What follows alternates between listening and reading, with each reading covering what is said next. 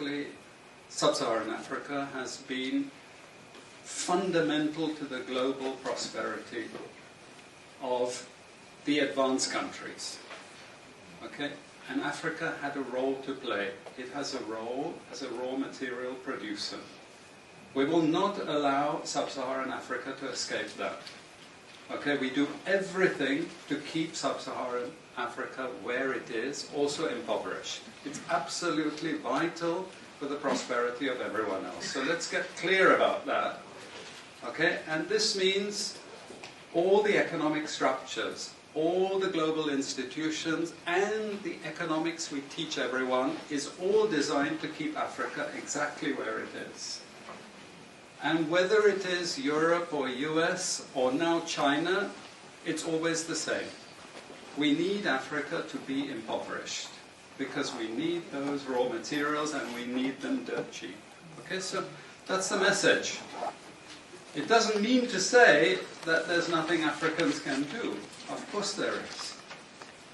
Okay, but this is the opposition that they're fighting. This is what it's about. Because if Africa does do something different, I assure you living standards of all those in Europe and North America and Asia is going to fall. Okay? And that is a big price to pay. I assure you that the West is not going to allow that without a big fight.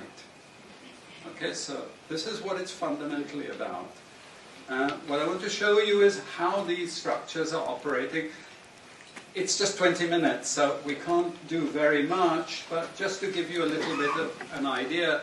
And why I keep the ideology part there is because we are part of the producers of ideology. At universities and academic institutions, we are complicit in this whole enterprise. Okay, so the job of many Western academics is to convince Africans they have to keep doing what they're doing. Okay? And to show them it's your fault that you're poor. It's not our fault. It's your fault that you're poor. You know? So this is what we do in academic institutions, and I want to show that as well.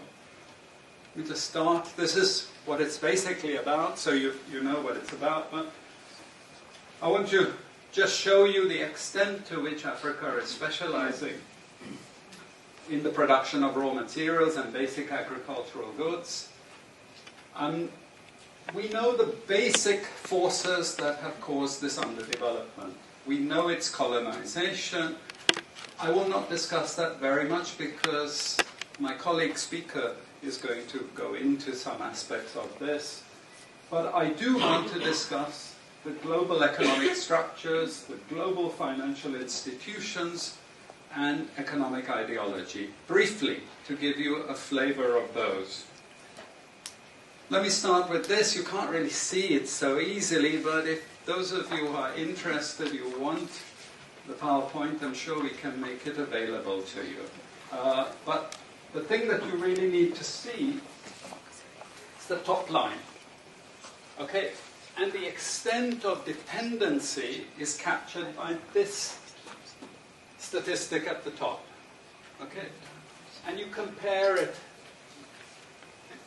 with all other income groups, and what you see is essentially in that one statistic how dependent sub-Saharan Africa is on raw material production.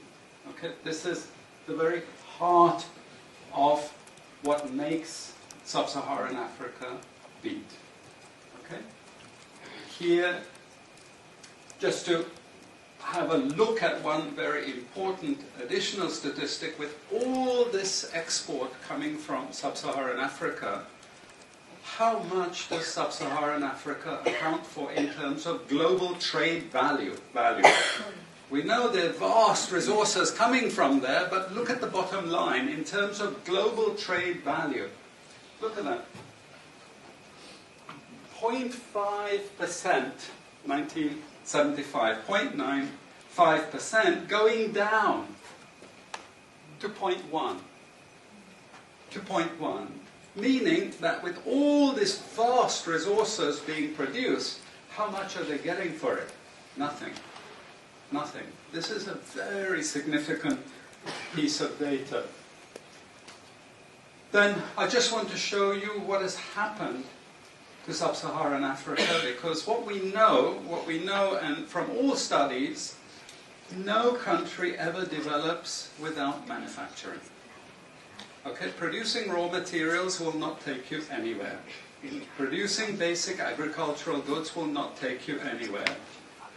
And let's have a look at how much manufacturing activity takes place in sub-Saharan Africa.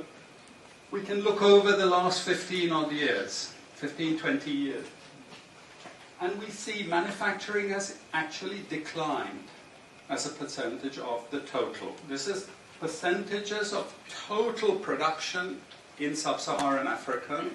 How much of it is accounted for by manufacturing? So this figure here is 17% of the total. Most of the rest, when we talk of industry, it includes manufacturing, but the bulk of it is mining. Okay? Raw material extraction. This is the bulk of it. And here we see actually raw material extraction has stayed the same. What has caused industry to fall is the fall in manufacturing production. This is deliberate because we will never, as Western economists, as Western policymakers, we cannot afford to allow Africa to industrialize and start producing manufactures. Okay, so we will do everything to stop that. And I'm going to show you how we actually block that. It's